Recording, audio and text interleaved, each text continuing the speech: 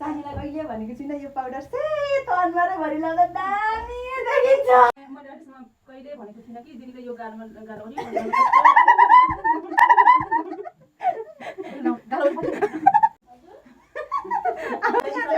भनेको छुइनँ कि गाजल हो कि गाउनु पर्छ। अब मैले बहिनीले कहिले भनेको छुइनँ कि यसको लिपस्टिक ओटी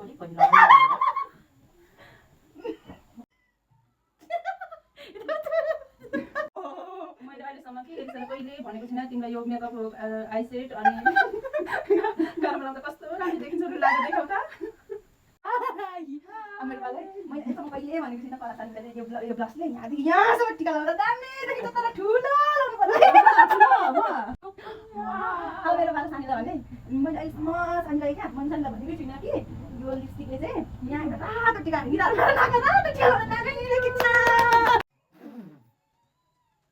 मैले अहिलेसम्म मेरो दिदीलाई सेपरेट कुरा कहिले भनेको छैन। आँखाको पहिला टर्किने लाएर अनि यहाँ पनि लाएर देखाउनुहोस् कति सक्छ। कुन चाहिँ आँखामा यो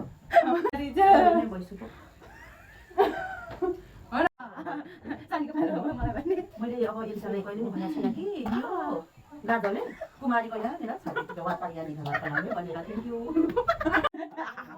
एल्साले कति स्वाद पनि यो गालो हेर्ने वा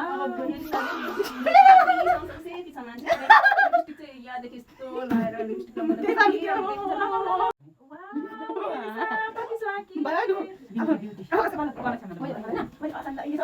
यो गाजलले चाहिँ ठुल्ठुलो यहाँ दामी दामी पहिला बनाउनु भयो दामी सोचे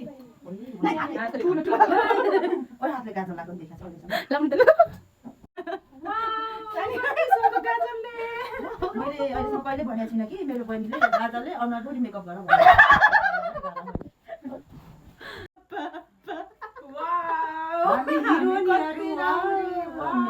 मेकअप